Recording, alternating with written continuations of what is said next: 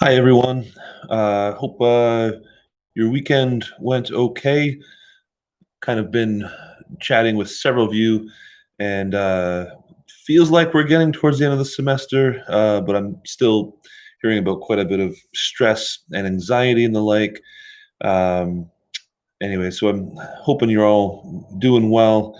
It's been nice seeing some of you. Most of you, in fact, in during our little job interview seminars. Today, I wanted to walk us through the chapter on news releases. So be sure you've read that. If you haven't gone through that, quite shockingly, the news release is also an ADA document. So when I spoke a couple of videos ago about just how flexible the ADA format is, this was one of the documents I was thinking of. So, thank you. That was Wheezy announcing that they're making cookies. So life is often bleak, but it picked up just now. So something to live for, right? Um, okay. So when talking about, well, really any document, of course, our first thing we're uh, thinking about is just who our audience is. And for a news release, your audience is both your potential customers, but also the editor or editors of the magazine or website at which you hope to publish your news release. So you're really writing for two audiences here. Um, so straight off the bat, one thing I'd like to, I guess, point out and advocate for, well, point out one, the difference between factual and promotional language.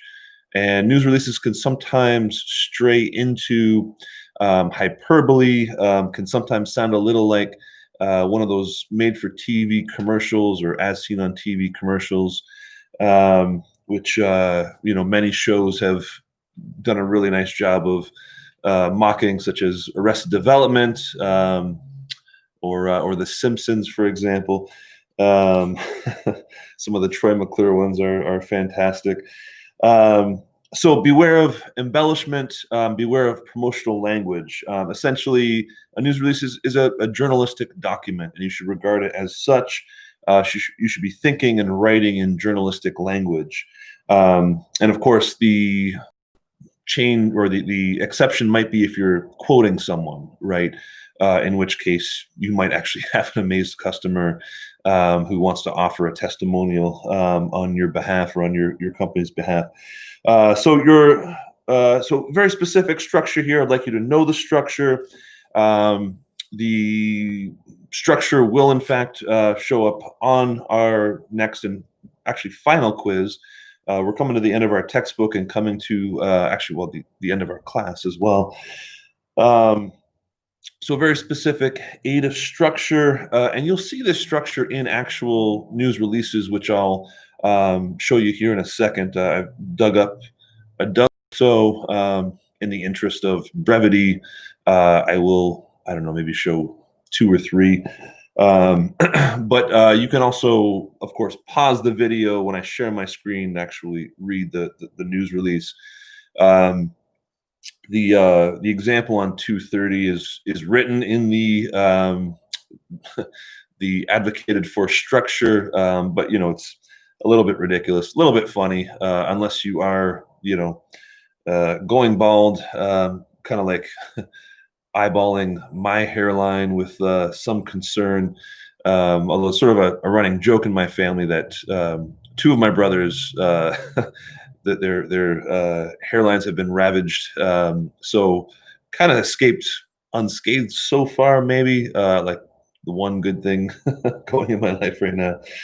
Um, at any rate, so your first paragraph, and even before your first paragraph, of course, you want to be judicious with the headline that you choose, since that is the very first item that everyone will see and might make the difference between uh, having it published and not having it published, or having it read and not having it read. So your headline is really clutch here. So be aware of that. Your first paragraph. I mean, we're in attention territory here, but you want to be, well, as informative as possible here in terms of the five W's plus the H. So much as a journalist will often try to answer those questions: the who, what, when, where, why, how. In the first, was that all of them? Who, what, when? I think so. I hope so. In the first paragraph, or two paragraphs, you also want to answer those if at all possible. Okay. Uh, so, but it's also a paragraph. I mean, we're talking attention here, right? So you want to use interesting language. You want to be descriptive, and you want to, hook your reader. The second paragraph, you'll shift into interest mode for the second or third paragraph, with one exception. News releases, I mean, 95% of the time, actually bring in a quote from someone in the second or third paragraph. So why do this? Well, because news stories tend to be about people, and we tend to be interested in them because of people. Um, I mean, there are, I don't know, I guess some exceptions, but I don't know, NASA finding water on the moon, but even then, I mean, that has interesting implications for humanity and the like. So news essentially is about people. So in your second or third paragraph, you want to um, incorporate a quote of some kind. For your news release, of course, you're going to be making that up, unless you want to have a roommate, or boyfriend, girlfriend, provide a quote for the Dunder Mifflin 5K race for the cure, rabies, pro-am awareness, whatever, et cetera it is, or for the event that you would like to plan. And by the way, if you do have an event coming up that you want to write a news release for, and use that in your letter suite, that is of course encouraged. So that would be, I mean, that would be great. So the quote, short and sweet. Ideally, it is brief. You're going to begin the quote before identifying the person. Um, so begin the quote, and halfway through it, or after the first clause, identify the speaker, and then finish the quote. So this isn't, I mean, an absolute necessity, but it does seem to be one of the conventions.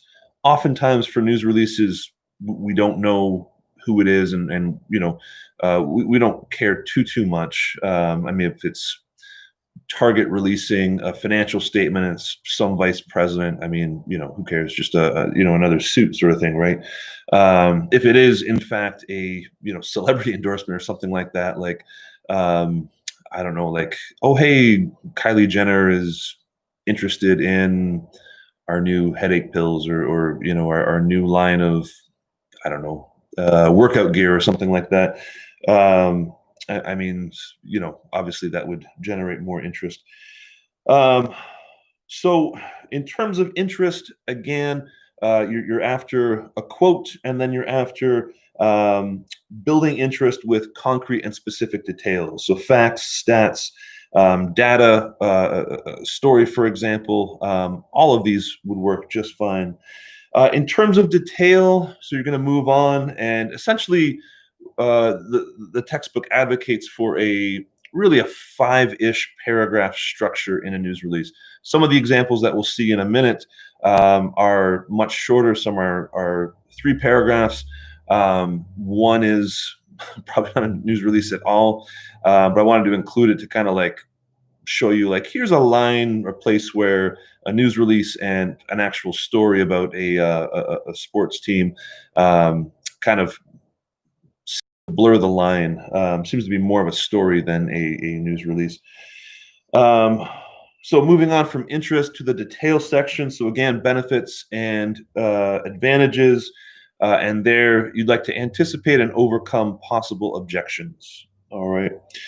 Um, in fact, in the example, uh, in terms of objections to a hair treatment, you kind of have to infer possible objections. But one possible one that you can infer by them including the price would be just how expensive it is, and it's not expensive at all.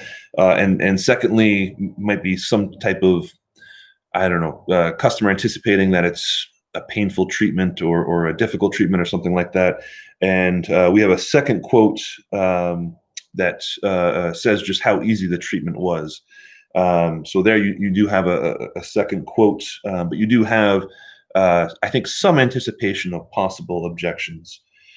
So finally, your action paragraph, any further info, as we'll see from the examples, it's, I mean, common practice to include another website link for further reading here, or for more information, please visit this website.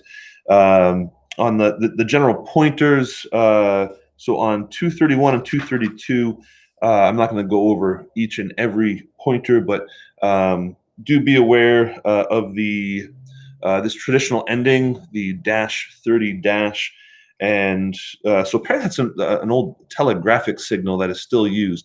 So I tried to read a couple dozen news releases. I mean, you can just I just Googled a variety of different searches to find these. And sometimes that's still used and sometimes it's not, but it's the traditional, like, this is it. So cut it off. But under that 30, you do want to include contact info as well.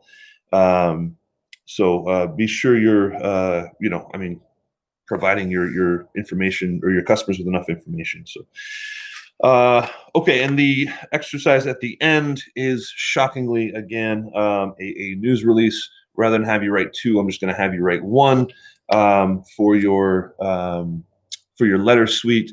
I think this week, so we have peer reviews on the docket. I think for simplicity's sake, I'm just going to have y'all just do a peer review on your own work. We've had not a great amount of success of in terms of having everyone participate. So I think I'm going to have you just do this on your own,